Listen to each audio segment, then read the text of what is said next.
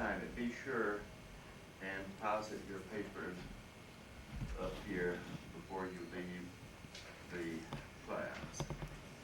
All right, what I want to do today is to discuss Nietzsche's naturalism, what is really meant by the naturalism, on the scale of cosmology, that is, the universe as a whole, how it is that we are to understand his general conception of the world, his conception of nature.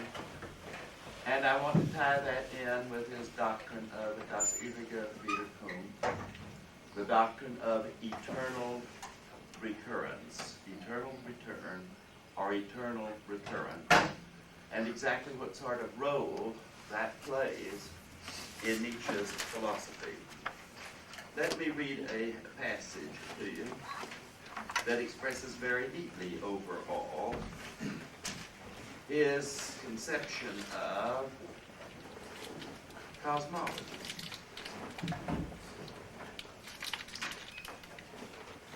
In that sense, as you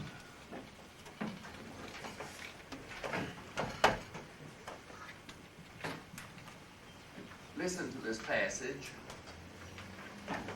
then I want you to relate it to what he calls the Dionysian worldview, and the manner in which the Dionysian worldview is opposed to the worldview embodied in the Christian religion. Christ crucified versus Dionysus. This is a very important sort of distinction in Nietzsche. This is the last remark in Book 4 of Der Wille zum Macht, Will to Power. And do you know what the world is to me? Shall I show it to you in my mirror? This world, a monster of energy, without beginning, without end, a firm iron magnitude of force that does not grow bigger or smaller, that does not extend itself but only transforms itself as a whole, of unalterable size, a household without expenses or losses, but likewise without increase or income, enclosed by nothingness as by a boundary, not something blurry or wasted, not something endlessly extended, but set in a definite space as a definite force, and not a space that might be empty here or there, but rather as force throughout, as a play of forces and waves of forces, at the same time one and many, increasing here and at the same time decreasing there, a sea of forces flowing and rushing together, eternally changing, eternally flooding back with tremendous years of recurrence, with an ebb and a flood of its forms, out of the simplest forms striving towards the most complex, out of the stillest, most rigid, coldest forms, toward the hottest, most turbulent, most self-contradictory, and then again returning home to the simple, out of this abundance, out of the play of contradictions, back to the joy of concord, still affirming itself as that which must return eternally, as a becoming that knows no satiety, no disgust, no weariness. This, my Dionysian world of the eternally self-creating, the eternally self-destroying, this mystery world of the twofold voluptuous delight, my beyond good and evil, without gold, unless the joy of the circle is itself a gold. Without will, unless a ring feels itself goodwill towards itself. Do you want a name for this world? A solution for all of its riddles? A light for you too, you best concealed, strongest, most intrepid, most midlightly men. This world is the will to power, and nothing besides. And you yourselves are also this will to power, and nothing besides. All right, obviously the concept of the will to power ties up with that cosmological concept or notion of force, and it also ties up with his notion of the eternal return. And what we want to do today is to get some grip on how exactly they do tie up. I want to call your attention to the fact that Nietzsche is a naturalist, but he is not a materialist. He explicitly repudiates materialism, and it is a mistake to identify any form of naturalism with materialism. They are not equivalent at all. As a matter of fact, what is important here is that Nietzsche thinks the basic and fundamental concept in metaphysics is force, and is not the concept of matter. As a matter of fact, he thinks, with respect to the atomic hypothesis of matter, with respect to atoms, that those are fictions. There are, in his sense, he did not accept the atomic theory as many other people did to the 19th century. They really didn't until the early part of the 20th century. He was skeptical that there were such things as atoms. Look, obviously, he realized that there were what we call material objects and things, ordinary tables and chairs and so on. What, as a matter of fact, however, are these? That becomes a very important question. He denies the old philosophical notion of material substance, that one, matter was some sort of substratum, as Locke called it, a something I know not what, that underlies the properties of physical objects, a permanent substratum. He denies that. In that respect, matter is not a permanent item in his metaphysics. One has to get perfectly clear about that. It is not a permanent item. It is interesting to see how this follows on certain reflections of his.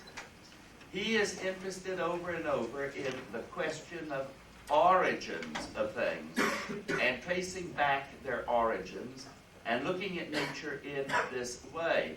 That is, he wants to extend history and historical approaches to prehistorical events. This is extremely important. That is, to a bit of prehistory.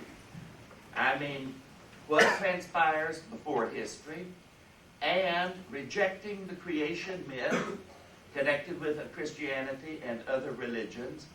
He really wants to inquire about the beginning of nature in the universe, whether it has a beginning or not. For he also rejects the notion that the universe is itself something fixed.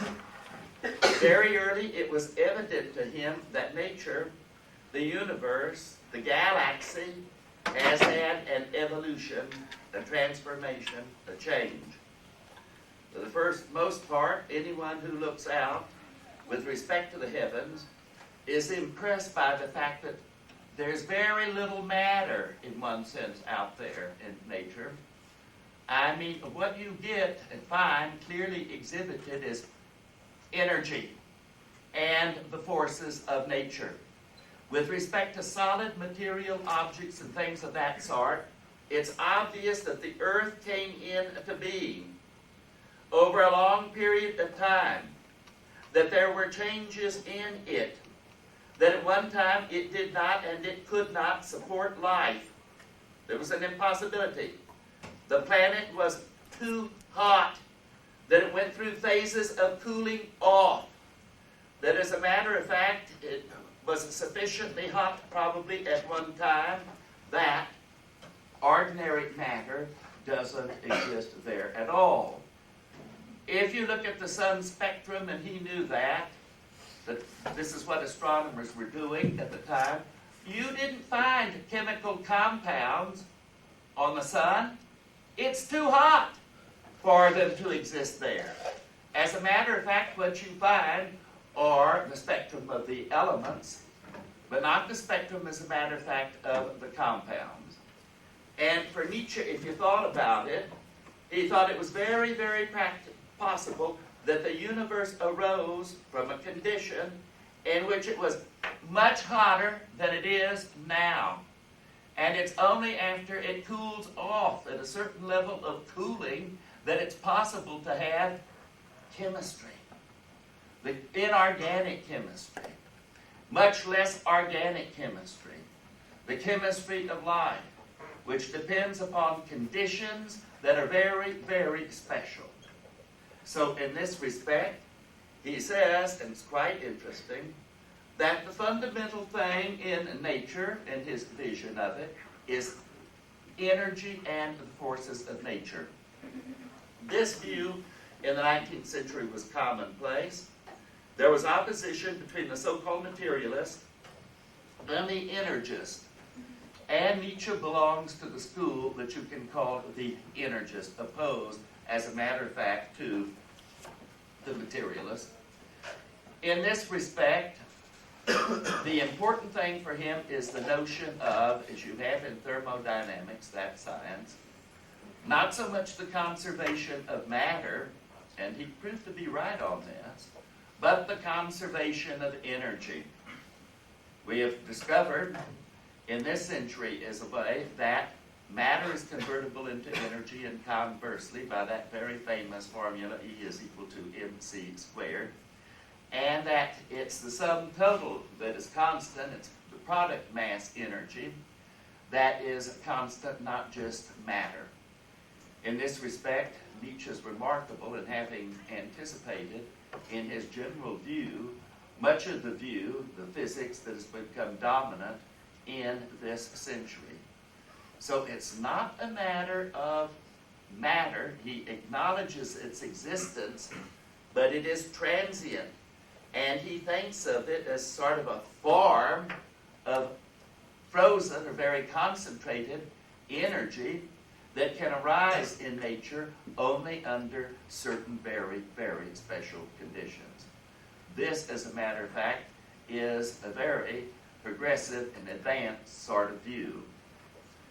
At the time that he is writing in the 70s and the 80s, with respect to the forces of nature, there is the gravitational force, but as Nietzsche points out, we know nothing about the mechanism in which it works. It is utterly mysterious. It is one of those forces that acts at a distance. We can give a mathematical formula describing how bodies behave, as a matter of fact, and attribute this to a gravitational force. But in that respect, the gravitational force only exhibits itself in terms of the effect that it supposedly has on bodies. And you can give a nice little law. The gravitational force, Gf, is equal to using big Gf for that, to little gf, the gravitational constant. And then you have the product of the masses is equal to the product of the masses of the objects, directly proportional to that, and inversely proportional to what? To the square of the distances from the what? The square of the forces from their respective centers of gravity, square of the distances. So you have a nice little formula, and it works out very well, it's verifiable, but you have no mechanism about how that force works, and it seems to be utterly mysterious because it acts at a distance, and it seems to act, what? Very strangely, and it acts simultaneously almost throughout space, action at a distance. Nietzsche was very suspicious of that notion, as all of the people in the 19th century, for the most part, talking about this as a phenomenological theory in which you just describe the behavior of things in nature, but you have no mechanism whereby you can explain what is going on. Those sorts of theories were called phenomenological. There was another group, however, that was very important in the latter part of the 19th century, with 1865. James Clerk Maxwell succeeds in unifying electricity and magnetism. This was extraordinarily important because it showed that a number of what were thought of as distinct forces, namely electricity and magnetism, the force of chemical reactions, so-called chemical force, light, all of these were essentially of the same nature. And when that theory was being worked out, it was obvious that there would be or could be other forces in nature that were then unknown, and that's true. They were soon to be discovered, the radio waves and the X-rays and the red, for example, in the ultraviolet. All of that. But here you had a theory that was proceeding to unify the various forces of nature, and Nietzsche was very, very impressed by the electromagnetic theory of Maxwell. The important thing, however, in this connection was the notion that these forces were transformable into one another. And that was going on all the time. That is, there was a law of conservation of energy, but energy could transform itself from one form, from chemical energy into electrical energy, into light energy. All of these forces, in other words, could be transformable into one another. That's what he has in mind. The notion now that he's talking about a single nature, like Spinoza. Spinoza influenced him enormously. There's something even of the same attitude in Nietzsche, though a bit different, for this conception of nature is a rather frightening and terrifying one. But as Spinoza spoke of nature as a deus sive natura, God or nature, in which nature is an all-inclusive, self-sufficient whole. It's the totality of things in space and time. The totality of things in space and time. It excludes, obviously, the supernatural, so-called supernatural. What is not in space and what is not in time, that is excluded from this general scheme, because there are no such things. In that respect, nothing lies outside of this whole, this order. It all belongs to nature. There is nothing outside of it. No God, no creator, no angelic world, no paradise. In that respect, this universe is not created. It's uncreated. It is completely self-sufficient to itself and can be understood in its own terms. Self-sufficient. And in that respect, too, it is thought of as eternal, a complete, a whole. That's very important to get that in perspective, to get that in view. This is what he meant by his his naturalism. It has great affinity with the views that you have of Spinoza.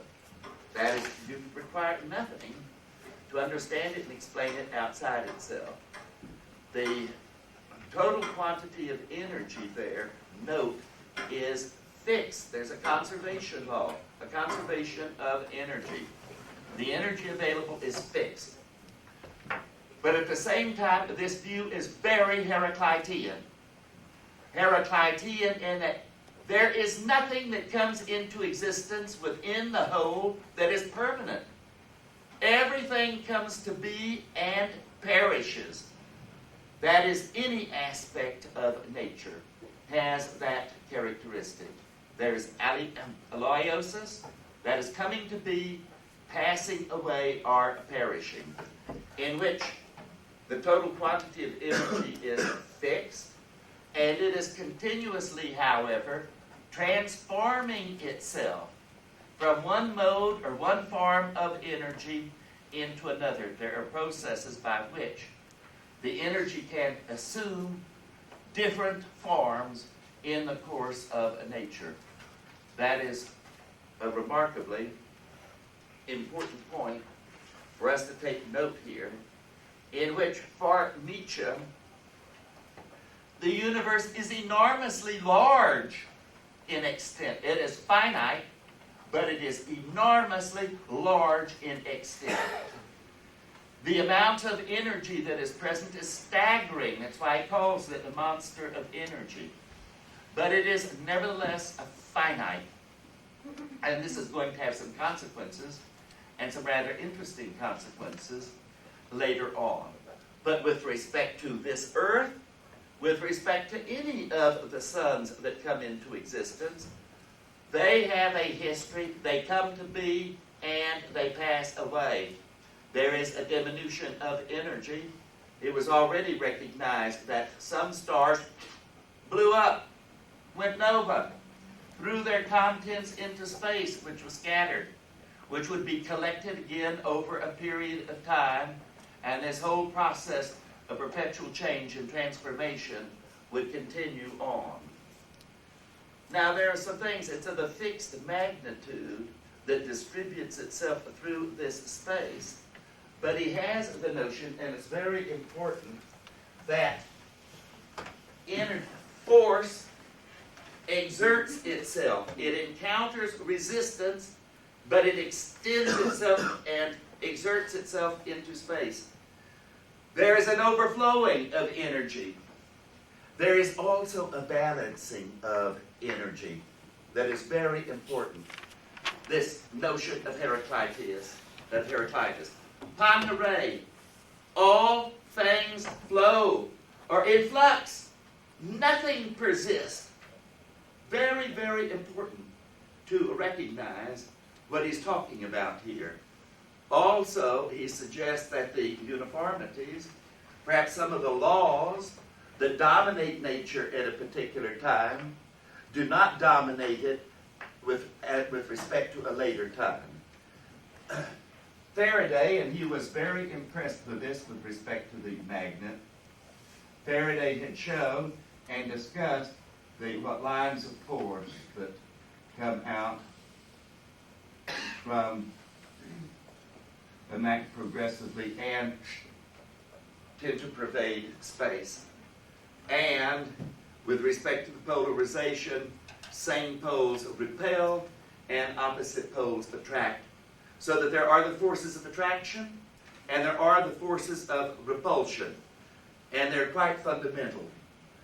Nietzsche saw, as a matter of fact, that past philosophy, in talking primarily about two substances, or one, whether it's matter or mind, and so on, were extremely naive.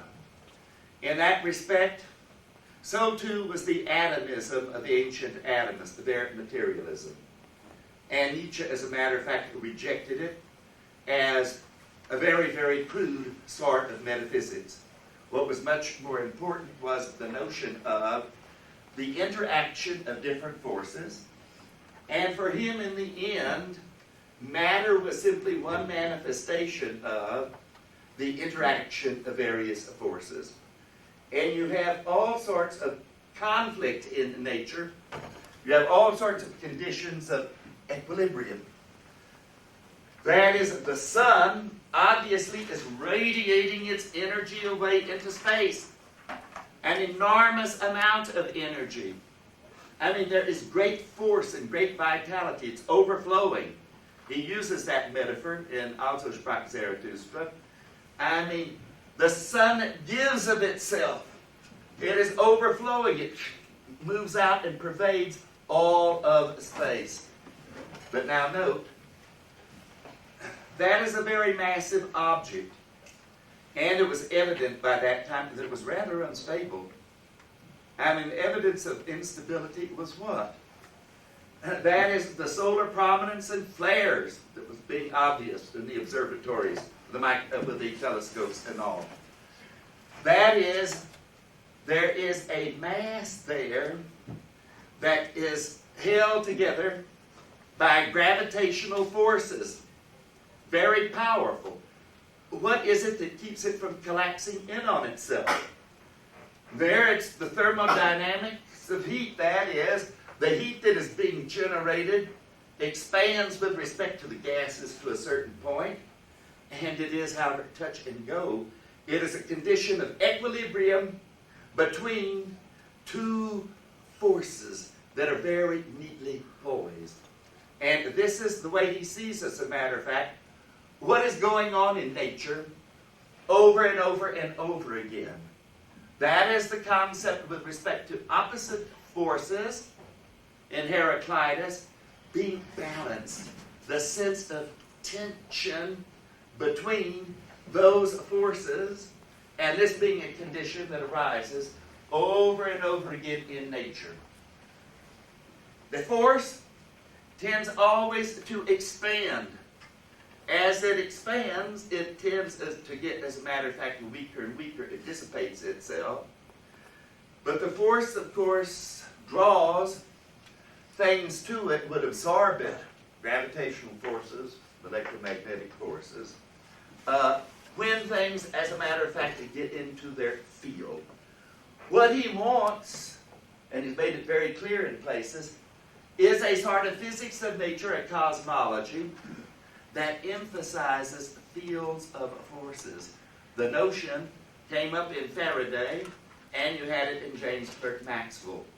And he thought, as a matter of fact, that you cannot understand much of nature and the world, not in terms of mind, that mysterious non-spatial nothing, and body. What it is that you want to understand living human organisms primarily in dynamic terms and in terms of forces. And stop talking about mind as some mysterious, non-spatial, supernatural agency. Think of it as a very, very complex concatenation of forces exhibited in a living organism. A living organism isn't just a bunch of goddamn chemicals in terms of materialism. It involves processes and activities that are going on all the time and involve some of the basic forces of nature, such as what? Such as electrochemical activity. The brain and nervous system are to be thought of, much of it, in terms of an electric field.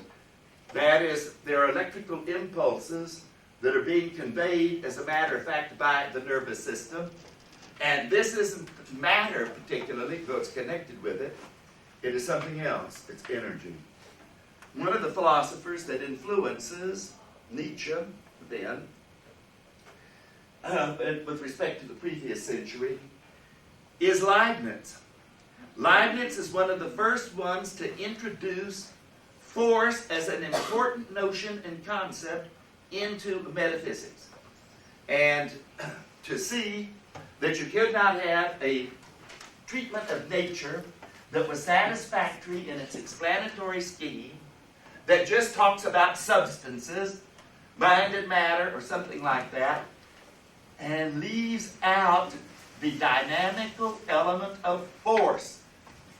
And as a matter of fact, in the 19th century, Nietzsche is one of the first to put that concept again in naturalistic terms right at the center of his philosophy, at the center of his metaphysics. So note, everything is in flux, undergoing continuous transformation, and in that respect, he thinks that there are no particles of matter that are enduring, that will last. In this respect, he anticipates, Heraclitus is right, there are particles and there are antiparticles. And when the antiparticles collide, an electron and a positron, what happens? The particles are converted into energy, and it depends upon how great the energy field is that's generated by the collision, in which you can generate other particles. So particles come to be and pass away. There is no such thing as an elementary particle like the atom. In that respect, that vision is quite correct in terms of the 20th century. That is not what? A permanent item in the universe, because with respect to its constituents, protons or electrons, they can easily come into being and pass away in a number of ways, including collisions with their antiparticles. In this respect, everything is in flux, is swallowed up. Heraclitus quite literally right. The Earth, the planets, the various planets, the suns even themselves, come to be and pass away.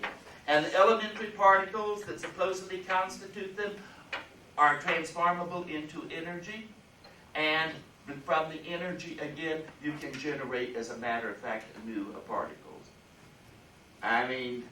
Nietzsche did not foresee the details of anything like that, but in principle, his metaphysics, unlike that of his contemporaries in the 19th century, were unable to theirs was absolutely unable to deal with or to anticipate what might happen in modern science and physics and chemistry in the course of the next century. So one of the things that I want you to note and pay great attention to is any theory of being is going down the tube here. Nietzsche is a process philosopher.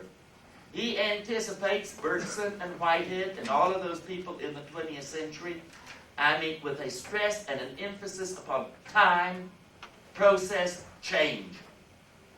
Everything is in flux. In that respect, there are no permanent forms in nature at all. There are none. Platonism is, there is no transcendent world of forms outside of nature. And anything that has a form within nature, as a matter of fact, comes to be and passes away. There is only one thing that you can point to that is constant, and it isn't a form, since that itself is continuously undergoing flux and change, and that is the quantity of energy. That is, there is a conservation of energy, but that, as a matter of fact, is all.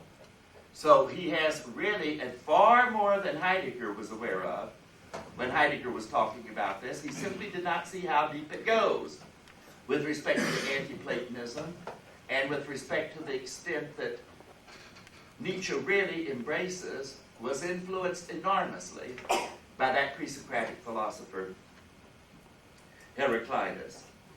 So here you have a nature that's completely self-sufficing, that is continuously undergoing transformation and change with respect to the forces of nature, the fundamental forces that you have of nature. A dynamical view of nature in terms of its forces and the energy that you find there. He accepts, Nietzsche did, accepted too the picture of a nature that you get in the study of heat and thermal transmission. That is thermodynamics. That conservation of energy is the first law. That the second law is the law of entropy. That is, given a closed system, and his system indeed is closed, finite, the whole of the universe, that is for Nietzsche. Then entropy over time increases. Entropy is a mathematical quantity that is a measure, technical notion, of the energy that's available for work in a system. And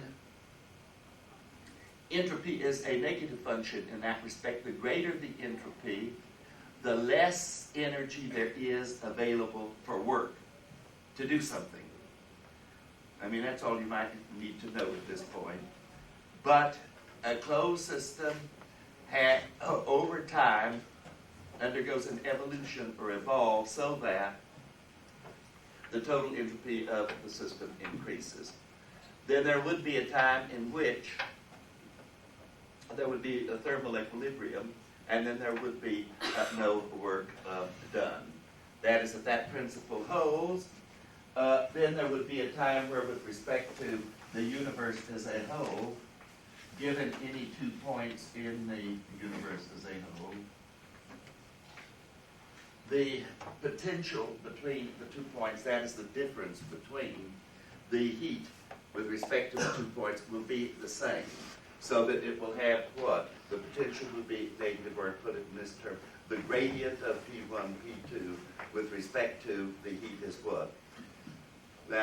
It's 1. There is no potential difference.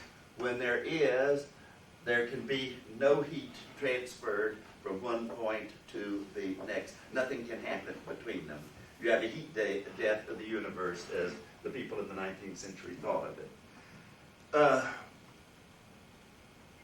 Nietzsche rejected this notion, had some very interesting ideas and speculations in this behalf. And what is that? That is, the universe is not created and could not have had a beginning. If this principle were operating, then over an infinite period of time, we would have already reached the state of thermal equilibrium.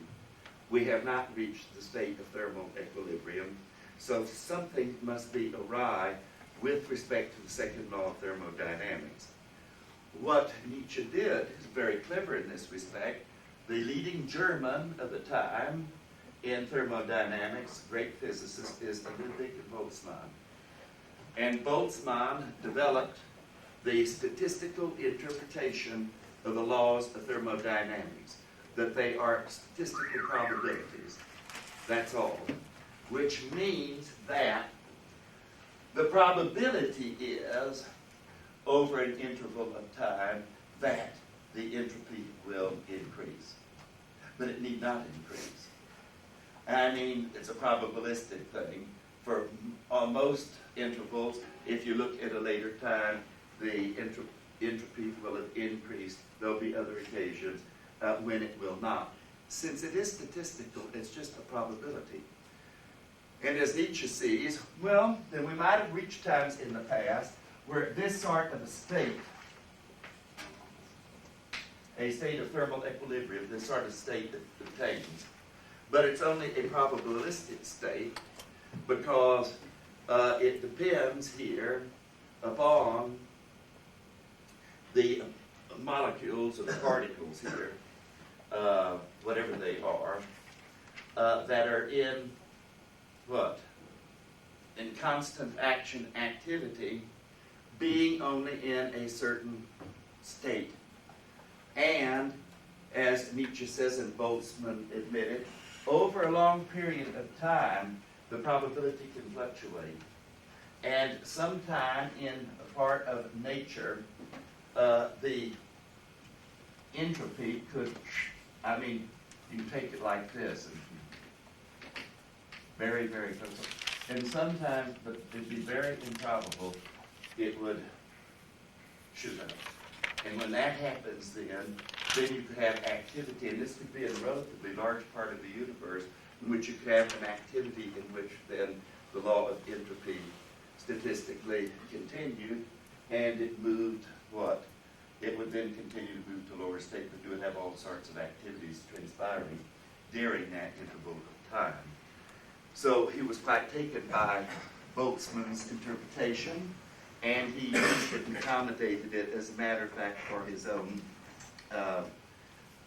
metaphysics. As a matter of fact, he does really some quite remarkable things in this connection. One,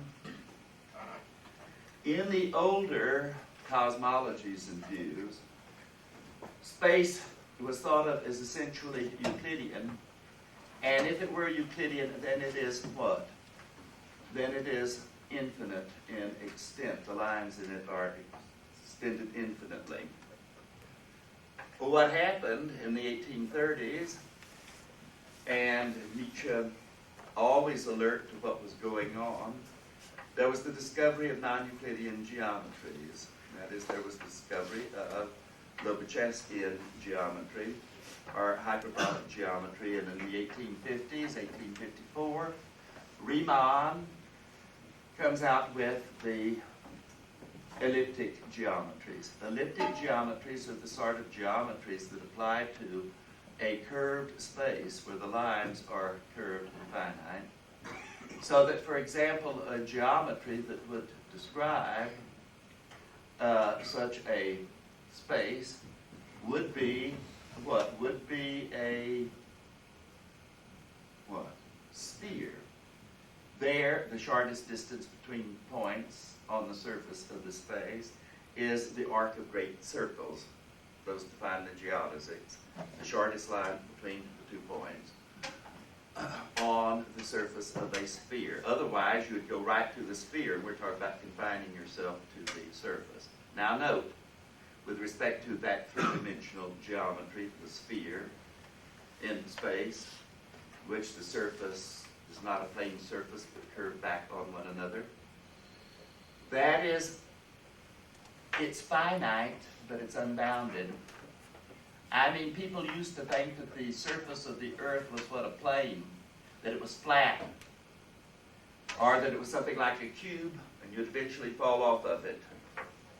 Well, we discovered, much to our surprise, people suspected that even though it looks that way, if you travel on its surface, you come back to where you started.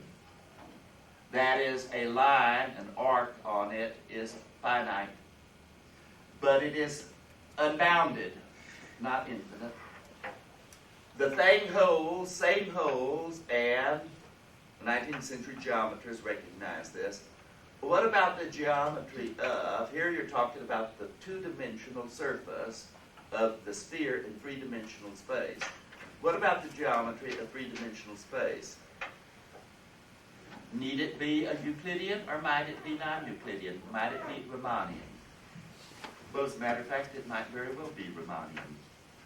In which case, I mean, paths of light, light rays, and so on, will not travel in straight lines. They will take the shortest distance between 2 points in the space. It'll be a geodesy. If you were to set out through that space traveling, you would eventually come right back where? Right back to your point of departure. And you would have never encountered any boundary. That is, the ancients and many other people made the mistake of thinking that an infinite space would have to be one that was what? Infinite and was necessarily unbounded, and unbounded was infinite. I mean, they equated the two, but the truth of the matter is you can have a finite space, and that's very important. A finite space that is unbounded. And now what's very interesting, you see, when he's writing in the 80s here, 70s and 80s, it turns out, and it's not that far away, that there are two things that are interesting here. 1905, the special theory of relativity, and you have the unification of space and time, a four-dimensional space-time manifold there. In 1918, you have the general theory of relativity that wants to account for gravitation, accelerated motions, and the structure of our space. And as you people know, or you damn sure ought to, it is not a Euclidean geometry that is in the general theory of relativity of Einstein. It is an elliptic geometry. That is a geometry, as a matter of fact, of curved surfaces. The space requires that. And that's very interesting and very neat. The whole question that Nietzsche did it as a philosopher, a metaphysician. It's possible that the universe is enormously large, but it is finite. It is not bounded with respect to its space. But you notice what else he did that's remarkable? Thinking about that out consistently. He was one of those people very early in the 19th century that thought that Kant and early philosophers who had separated space and time, that they were utterly different. That space is the a priori pure form of external what? Intuition. And time, the a priori pure form of what? Inner intuition. And that they were completely different. Which incidentally is one of the ways that you get into that damn mess of what? The mind-body problem. Because it ends up that what mental is merely in time, like an image, but not in space. Whereas it begins to look like that anything that's really in space, in the external world, is not in the mind. That mind-body problem can stem from Kant's own radical separation, following in the Cartesian tradition, the tradition of Descartes, of splitting space and time.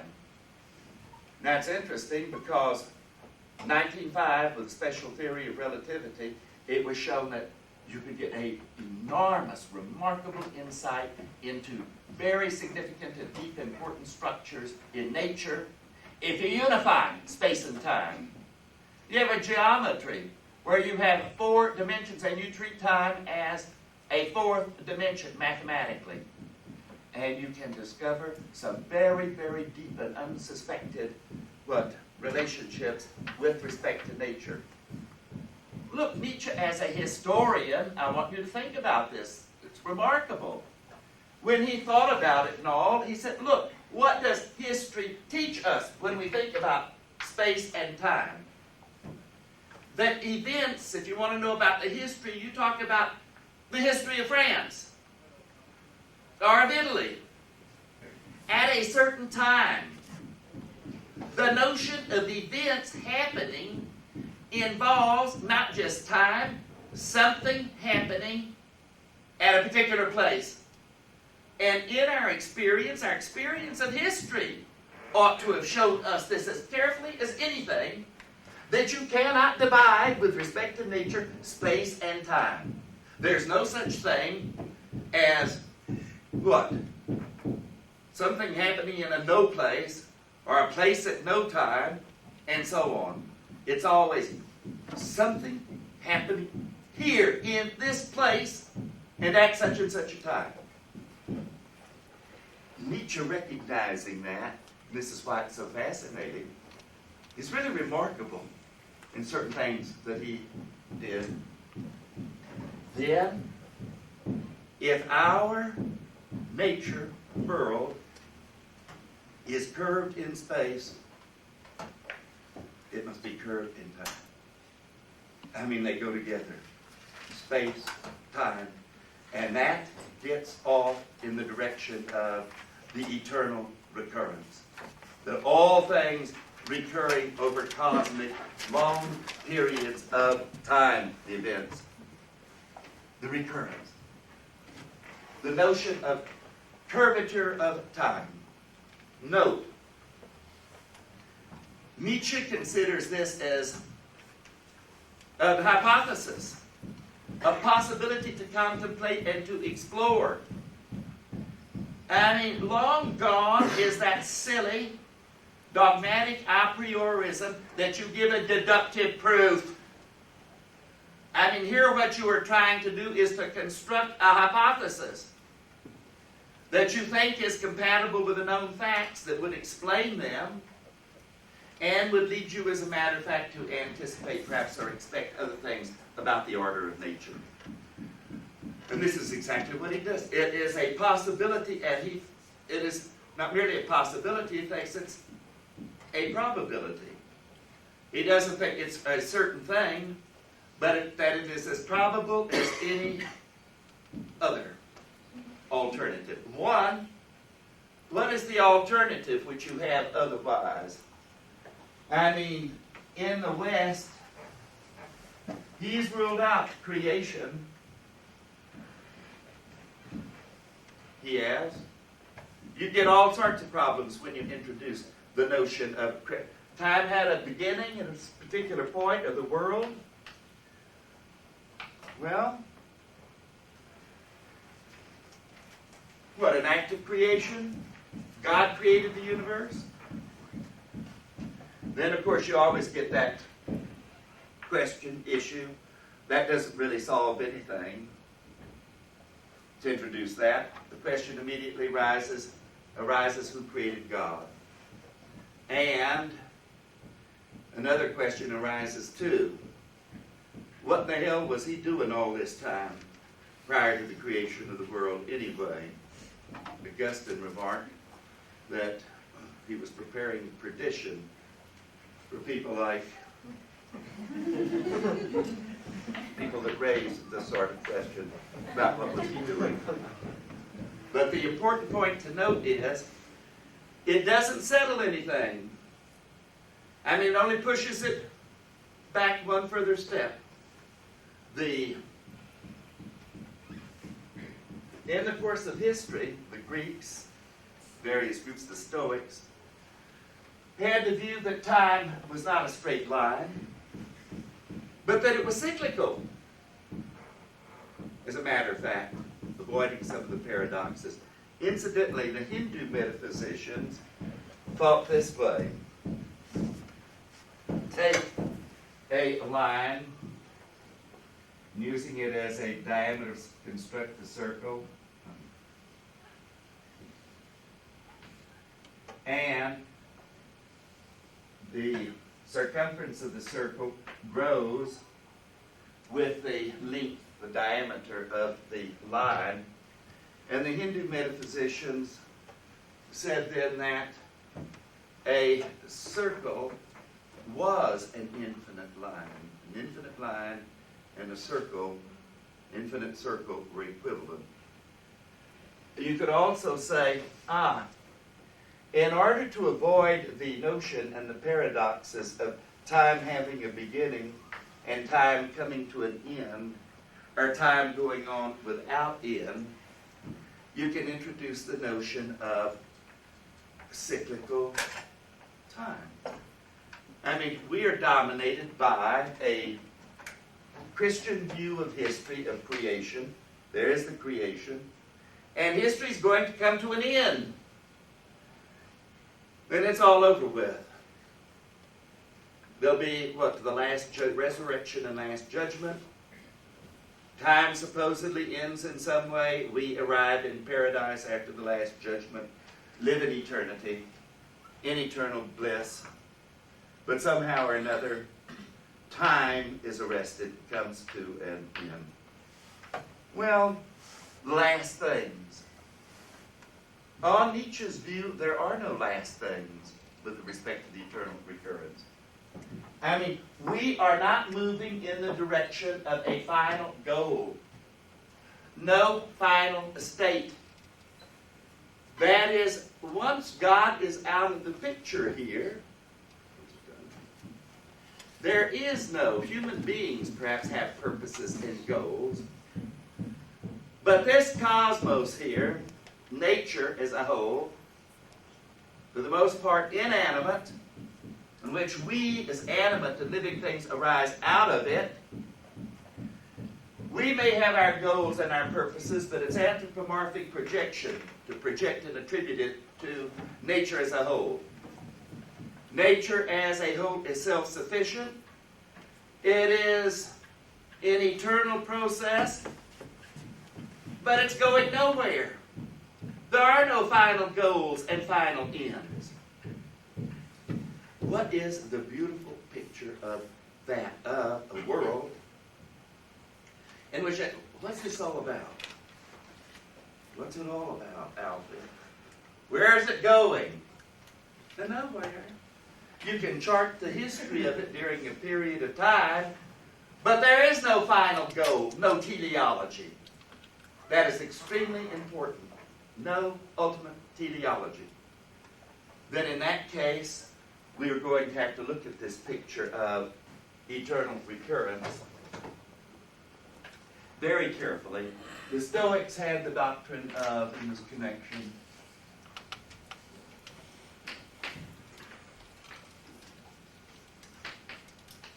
epikatastasis. That is, this doctrine of eternal recurrence. There is the universe in its cyclical development over a long, long, long, extraordinary period of time, and then boom, there is the universe going up in final catastrophic conflagration. And then out of the conflagration and the remains, gradually, the universe is built up, is restored, reconstructed by natural process. An order arises out of this disorder. There is the cosmos. It moves on its way back towards what? A final epikatastasis, annihilation, conflagration of it all. And it repeats over and over and over and over, repeatedly. The idea was present in the Upanishads, that is, amongst the Indo-Aryan invaders of the subcontinent of India by 2000 BC. By 750, those of the Upanishads that were developed made it very, very clear that you had this notion of a cyclic time, a cyclic, and that was the notion of the kalpa. The kalpa, that's the cosmic period of time of repeat. The Hindu metaphysicians love to reflect on this and to give various how long is a kalpa? Oh, immeasurably long. And in trying to convey how long, they had recourse to all sorts of imagery. Suppose that you had a cube of granite, a granite cube, that was roughly a mile on edge, the granite cube. And once a century, a silk scarf was lightly rubbed over the granite bar, cube. In the length of time that it would require, given this process, to reduce it to rubble, to erode it down, that would be the kalpa. Another one was to use, similarly, a cubic mile of sand in the hourglass. The Indians developed that nice little thing for time. Cosmic hourglass. And you have in the top, as it's turned over, a mile, cubic mile, such sand. And suppose once a century, a grain of sand passes through the little hole at the bottom of it. By the time it was evacuated, the top, that would be the period of time of the kalpa. They had great fun indulging in the reflections, what they call the great year. Just as our year repeats itself over and over again, this was known as the cosmic year. The cosmic year was the kalpa. Now, it's interesting to note that given that the universe is thought of as finite, that is, the amount of energy that is present in it is a constant, neither increases nor decreases, then the possible numbers of states, and this is using finitary mathematics here, thinking of it this way, the number of possible states that the universe is susceptible to is enormously large but finite. Enormously large but finite. In this respect, too, if not only space but time is curved in this way, and you have a constant amount of energy that is finite and only a finite number of possible combinations, then you could argue that eventually, over long, long eons, periods of time, all things return, again, again, again. And that is the notion of eternal recurrence that you have in what? In the Vedanta and in the Upanishad literature in India.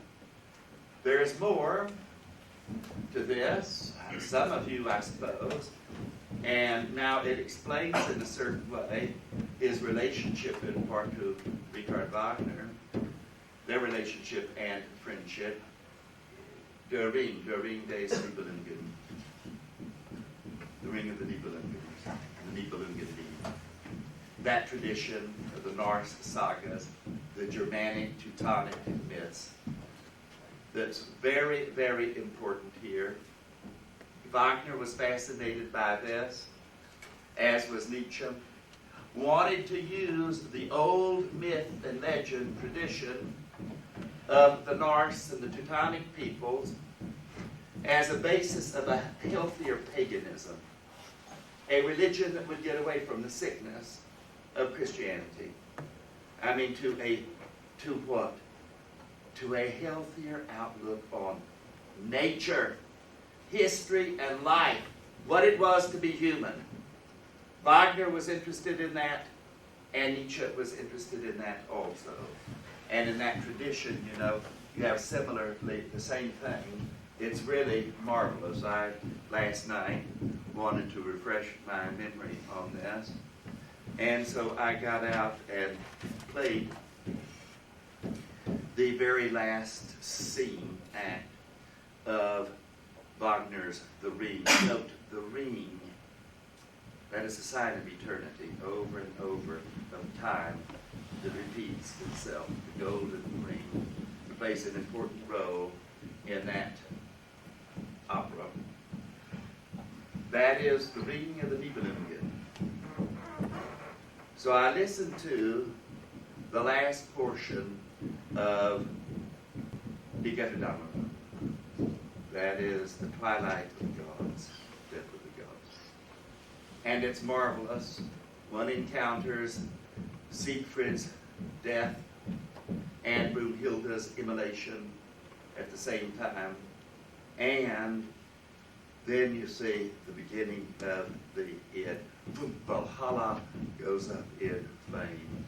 I mean, here what you have over and over again is the human order perishes, but gods are a part of nature. The gods, I mean, their will, their law, their paradise is immersed in nature. Valhalla. And it all goes into nothingness. I mean, swept away into the current of time irresistibly. Really a very remarkable vision. All things perish, including the gods. And then there's that interval of time, you see. Here you still have that notion of the repetition, of the inevitable eternal return. And you listen to those motifs at the end of Die Götterdämmerung, and then go back and turn on Das Rheingold, from which the whole set of the Ring starts out. Das Rheingold, then Die Walküre, then Siegfried, and then Die Götterdämmerung. You do that and you see the connection. You hear that ending, and then you go listen. Wagner's the motif, come back. So that what? It's all being repeated over and over and over again. The whole of the cycle begins once more anew. You ought to listen to it. It's really a marvelous. I'm not listening to the whole of the Ring. It'll drive you crazy. I mean, I've tried doing that on a weekend or anything else. It goes on and on and on and on and on. It's 4 big operas there. But I just suggest that you listen to the end, in which it's twilight, it's the end for the gods, for the order, the cosmic order of the time, and everything goes into a period of nullity, of nothingness, only for the era to begin. And you know how Das Rheingold then gets initiated, what goes on after a while. There's the determination now, what? To awaken Wotan. Well, he's been asleep? I mean, to awaken Wotan and to rebuild Valhalla. And the cycle goes on over and over and over continuously. It's rather remarkable notion there. There's this aspect of it too, that if this is true, I mean, insofar as one is dead and ceases to be, over a long, long period of time, enormous period of time, it is for those that are dead as though nothing has intervened. I mean, death and birth again, back in to your part of the cycle of the eternal return of all things in every detail, repeated endlessly, over and over and over and over unendingly. It's neither here nor there to the point that you can't verify this or falsify it, because given such a process, there is no evidence that would serve that role, and presumably there is no what? there is no memory or recollection of a previous existence. No memory, no recollection of previous existence with respect to the eternal return. There are various things here. I mean, the scene in which that vision comes to Nietzsche in Also sprach Zarathustra. It's midnight. There's a spider on the web in the moonlight. And Zarathustra is contemplating, has it not been that all this has occurred before all of its detail? Seems to be alluding to what many people have experienced, the phenomenon of deja vu. And the deja vu phenomenon, for those that encounter it, is an overwhelming sense that one has lived through this experience once before. I mean, you can almost anticipate what's going to happen next. And it's very, very powerful psychological experience of repetition. And no doubt that is connected with a conviction that many people have that there might be something to this, that it's plausible in some way. One tends, I had that experience a number of times as a boy. As I grew older, which is what happens, as a matter of fact, tends to vanish. It tends not to persist into later age. But there are people that do have the experience on occasion in early years. How many of you have ever had a deja vu experience? Interesting, the number of people that do report it, and it's certainly an extremely weighty and impressive sort of experience. That's one of the things I'm supposed to take into account in considering this sort of cosmology that he introduces here. It is sometimes said, though people are not familiar with it, it is sometimes said, and then you might ask, what is the evidence for or against? You might say, well, it's just a tenable hypothesis. There are people that are so caught up in certain pictures and ideas they're familiar with that they think this conception, and some philosophers have said this, writing on it, that the view doesn't make sense. That the view that the Norse have had and the Teutonic peoples had, that the Indo-Aryans in India had, really doesn't make sense. Do you think that's true? And as a matter of fact, cosmologists have been talking and contemplating that sort of a conception and picture in our own time. For in the first place, given as a matter of fact the evidence that the universe is expanding, which is overwhelming, there isn't any question about it, there is this question that arises. Is the velocity of expansion of the universe equal to the escape velocity? I mean, is the critical velocity of escape the velocity that has been attained by the matter in the universe that is expanding? That's what's called the value, omega. We want to know what that is today. Well, if it's just balanced, it's 1, the universe will continue to expand, but continue to slow down. And if it is less than 1, the universe will collapse back on itself. And if it's greater than 1, it will continue to escape. I mean, it won't continue to slow down as it would if it were omega. And that has a lot to do with a number of things, because if it's the first one, then the evidence is, and the argument is, that the structure of space is what? Is elliptic. It's an elliptic geometry. Our space is curved, and we roll back on each other, roll back to the future. If, on the other hand, it is 1, then it's Euclidean sort of geometry that's appropriate.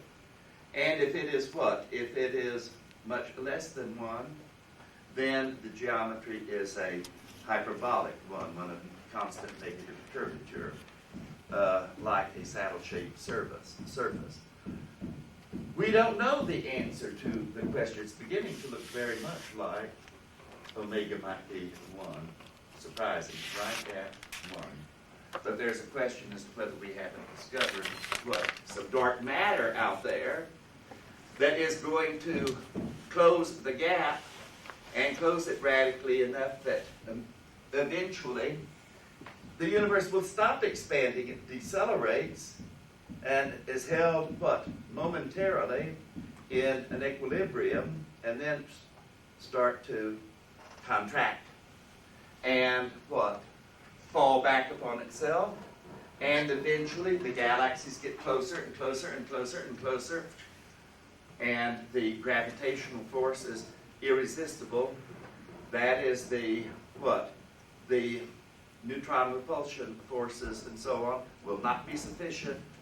I mean, it'll go smashing it down below that of the neutron star. It'll smash it, so it looks like right into a singularity. We think, as a matter of fact, that the whole of the universe, don't think cars and everything else piled, smashed into an area, the size of an electron? No. What you have to realize is that it isn't in the form of matter. It's mass energy.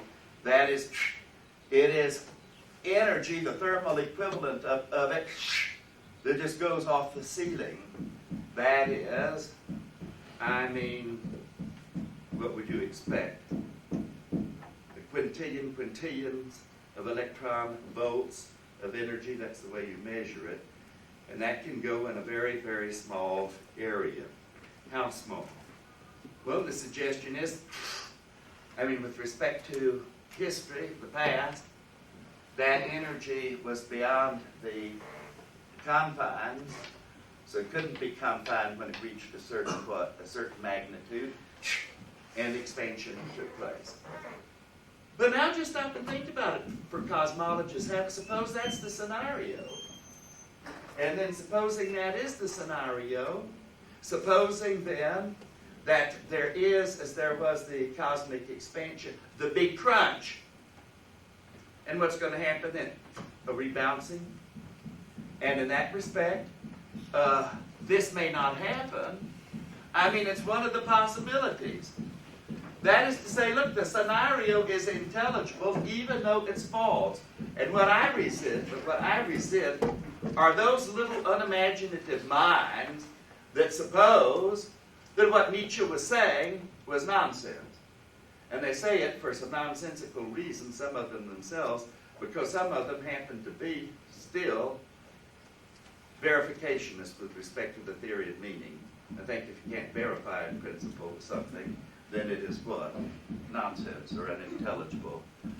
Christ, I thought that baby had been killed, strangled in the 40s, in the late 40s, early 50s. At any rate, the arguments against it were sufficiently powerful and available to have turned those weapons on that view. So what I want to suggest is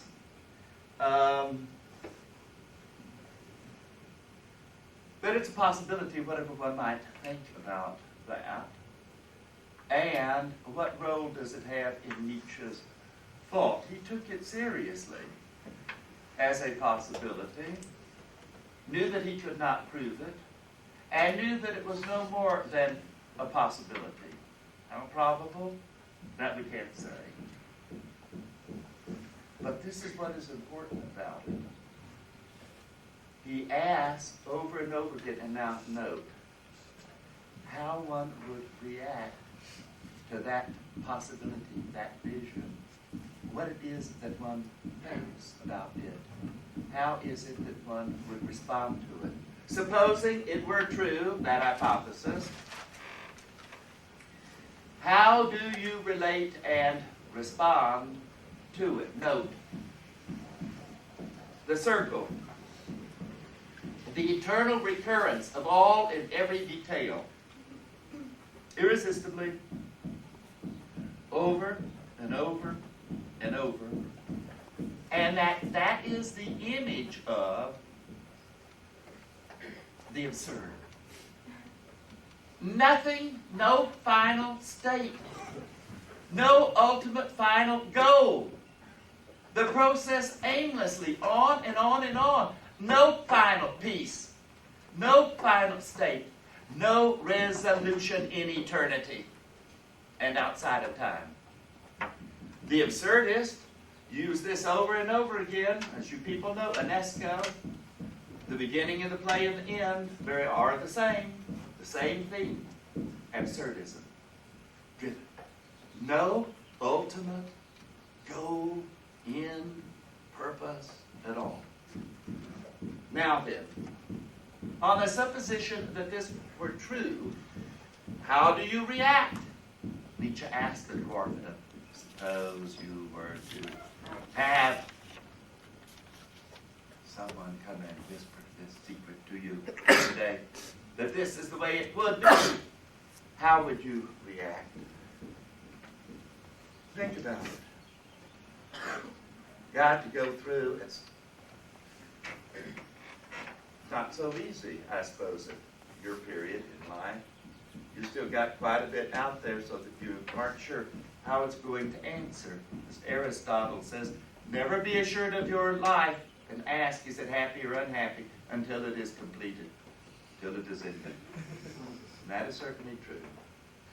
But you might ask at this stage, well, how would you feel about repeating your life again, over and over and over and over and over and over, just as it's been led a countless number of times? All the pettiness, as well as all the thrills and exhilaration, all the nonsense and foolishness, all the suffering and all the joys, whatever that might be, all of it. When you stop and think about it. I mean, are there occasions in your life where you could say, this is so joyous, so great, that the whole of my life, what it has been, is redeemed by this experience, or this one, or this one. Here he's talking then too about joy. He's not talking about happiness or pleasure. He's not talking about pleasure. He's not talking about happiness. He's talking about joy. I mean, something that most people don't understand anymore. They toss off bliss when it comes to heaven. They haven't the slightest idea what that might be, except an impossibly prolonged orgasm, I suppose. Be the only thing they could begin to approximate what is being talked about there. But this becomes a very, very interesting as a question to pose. Would you choose? What would be your reaction? And people's reaction will vary. People's reaction will vary. And when one stops and thinks about it, think, oh my Lord, to go through that again and that. Oh, Jesus, to do all that running that nearly drove me nuts as a kid, running from all the bullies and everything for my very life. I don't know that may have given me a good heart, though, because I tell you, I had to run for my money the whole time. Hated it as a kid. Awful. But think about all that.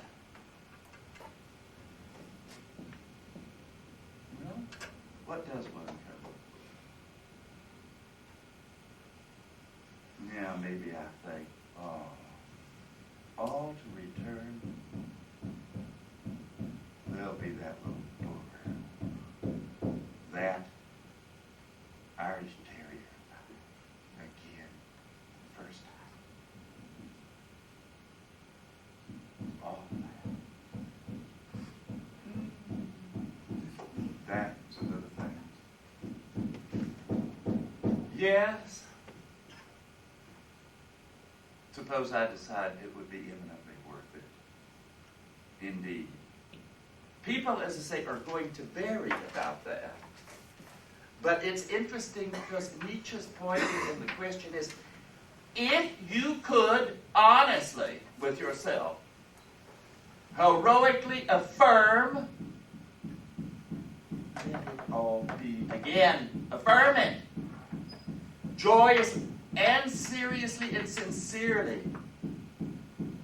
Once more to the deep. That person, if he could do it, it really says something about your life in different people. There would be no doubt those who would gnash their teeth and say, oh, no, no, never, no. Wouldn't want it. Not again. That's to have passed sentence on their life. Themselves, and rather dreadful sentence. If you could really affirm it, joyous, oh, let it all be again. That person is the person that would have conquered and triumphed over nihilism. That person is not in the hands of nihilism. What does it mean to be able to affirm it has no cosmic purpose? Life. No end. Endless, meaningless repetition. Then Nietzsche's whole point is, what makes you think or ever thought that in order for your life to be worthwhile, it had to have some purpose or goal, ultimate and cosmically. I mean, what made you think that was the case? In part because you've been brainwashed. You haven't learned to live life for the sake of life. As Nietzsche says, I want to teach you to live and live as you dance. And to be capable of dancing. For what? Why does one dance? What's the goal, the purpose, the benefit? One dances for the sheer joy of dancing. And can you learn to live for the sheer joy of living? Or have you been completely contaminated your mind about teleology in Christianity and such systems? Remember once with a group of friends when we were in Puerto Vallarta, having a drink at the edge of this river, with our feet in the river, a bunch of them. And one of the persons, to provoke me only in part, looked up. We were having a magnificent time in the sun and all. Then looked up at me and said, "What's it all about, Freddie?" And I said, "I don't give a fuck." And she said, "I don't either. I don't either. We don't need it." Well, that's the whole business about learning to live. Where, as a matter of fact, how do you understand that? What gives life worth and value? And in that respect, it may not be the realization of any goal. Dance for the joy of dancing. Laugh, the sheer ecstasy of laughing, because life is laughable. And live life for the joy of living it. That is sufficient. And if you can do that, then grim nihilism for you has been vanquished. Does that mean ein Buch für alles? Buch für keinen? That's a part of it. Because it's for none in a way. In terms of an answer to that, you have to answer that question yourself. And for some of you, and it's true, that's just life. It's rotten. You'll reach the point now, or you will later on, where you will not have triumphed over nihilism. And you'll be ultimately miserable. You would not want to relive your life as you have. Incidentally, that raises interesting questions about, what are you going to do about it? Or what do you need to do about it? Or do you need to do anything about it? Or do you want to do anything about it? But there will be people that in the end, when they reflect on these things, whine and blubber about their life. They're the losers. They have lost to nihilism. I mean, you think philosophy is always going to give you answers in which you don't have to answer certain questions for yourself? I mean, a path of salvation that's the same for everyone. His existentialism comes down to this. For some people, there aren't any solutions to the basic questions of life. They are losers. They've lost. And they themselves in the end say, I've lost. It hasn't been worth living. I wouldn't want to live it over. I can't. And said, that's it. Well, what are we going to do? Huh? To hell with you. I mean, take it this far, you make your own sort of decision or view about that. It's not up to me or anyone else to be your keeper and to be your savior. That's what people want. Waiting for Godot. Waiting for someone to come along and clean up your life. Well, it doesn't work that way. And I don't know, there might be some pitying busybody that takes pity on you and says, well, maybe I should try and help them out. The damn fool. As for myself, I'm not interested in wasting time on the stragglers or the losers. You understand me? And I think you people would be well off too, not to be busybodies. You've got enough to tend to with respect to your own what? With respect to your own life when it comes to issues like this. But now note, and it's interesting, this ties up with, now, see there's how that doctrine of eternal recurrence gets introduced and ties up very interestingly with the whole question of nihilism that he's struggling with, and also what he calls in this connection amor fati.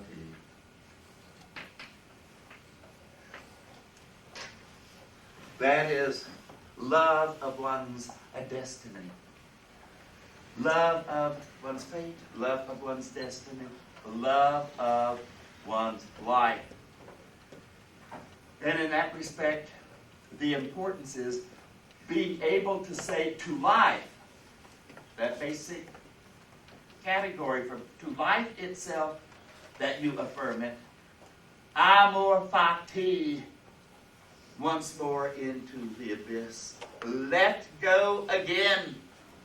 Yes, yes. Repeat it over. I embrace it. That is what he means, ultimately, by saying, one affirms life rather than one denies it, rather than denying it. So, amor fati, being able to do this, with respect to what is admittedly a speculative vision, ties up with the extent to which you are able to emancipate, free yourself from nihilistic ideals and ascetic ideals. And this is a very, very important notion. Note, I want you to think about this. You people very early have a philosophical problem that you were introduced to that bothers some of you. It really doesn't bother you enough because you don't see what it says about you and maybe just how sick you are in terms of Christian values if you are deeply bothered by this problem. The problem of evil. This is what Nietzsche means by, you know, the Christian values will turn on the Christian God and destroy him. The Christian values are anti-nature. God is supposedly the creator of the universe.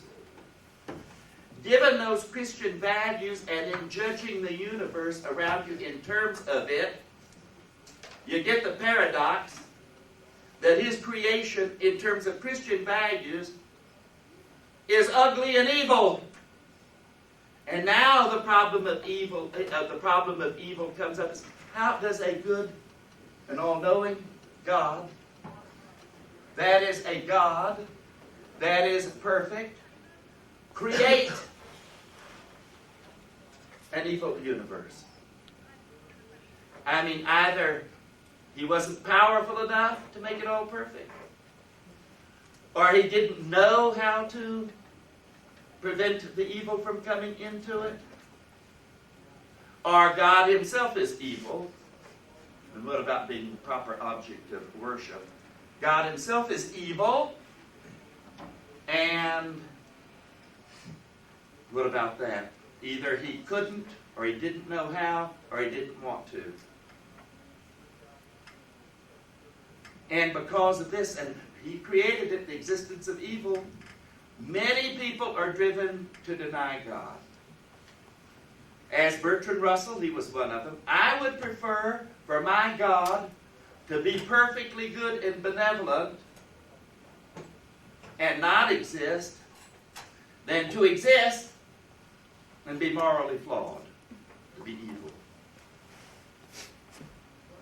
Where do we get the right to judge nature in those terms? And we are using all the Christian values that we've inherited in judging it to pass sentence on this world, because in going to God, those values alienated us from nature. They then enabled us and led us to pass judgment and to damn nature as being somehow evil and to include it.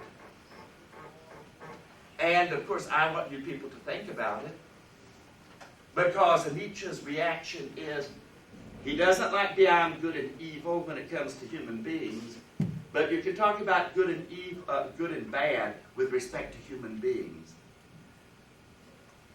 But what about, in a sense, we don't? What presses us to do this? The animals are innocent. The cat that goes after the prey is innocent.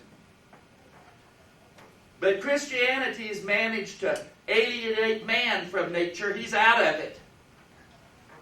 And he's evil. Very curious and very interesting. Over and over again, Christianity has slandered nature and slandered man. Nietzsche sees that and stresses that over and over again. That is what has occurred. So, we love God, we did initially, but when we begin to take those judgments and value seriously and pass judgment on nature, God can't withstand that of it. We disbelieve in him because his own creation falls short of anything that might be morally, ethically admirable. And now we're left without God, with those values, and we're damning nature. We hate it. We think it is evil, wicked. Where did we get the right to pass such judgment as philosophers do with respect to their what?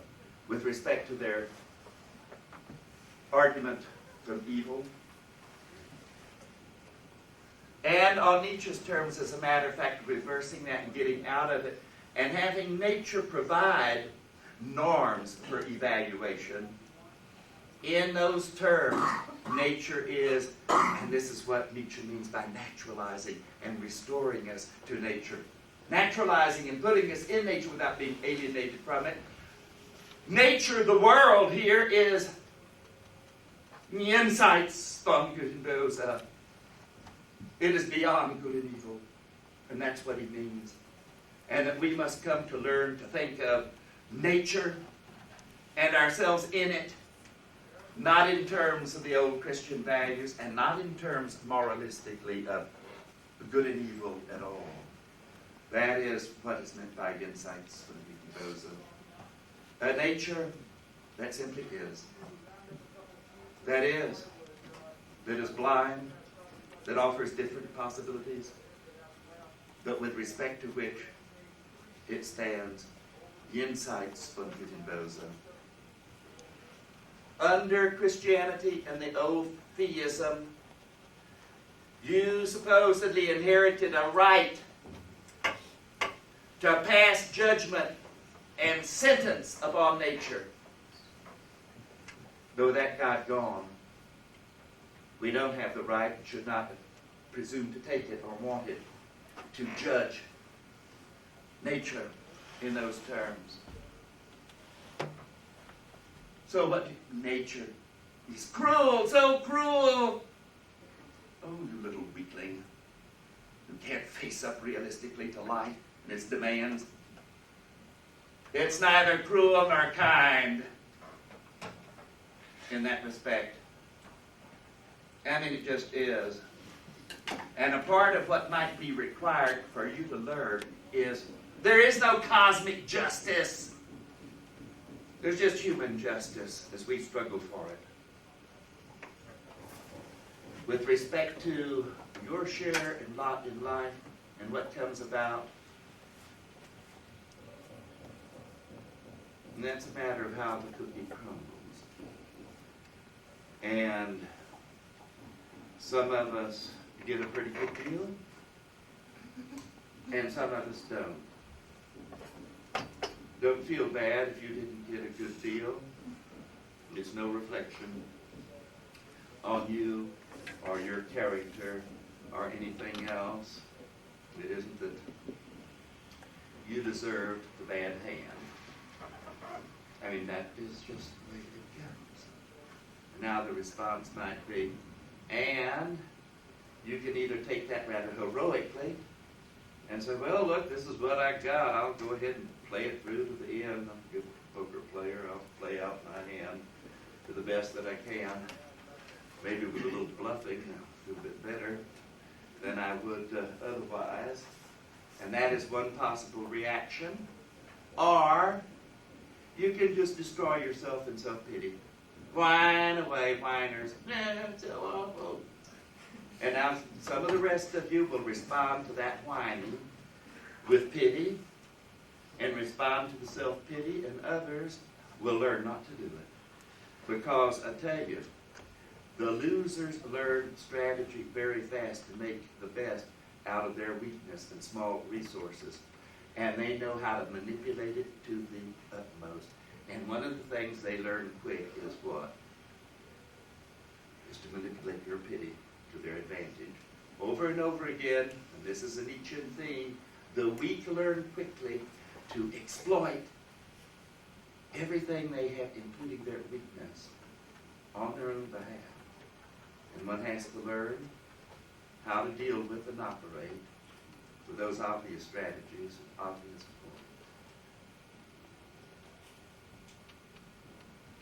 forms. Okay, so much for today. Those of you who didn't turn in your papers, please do so.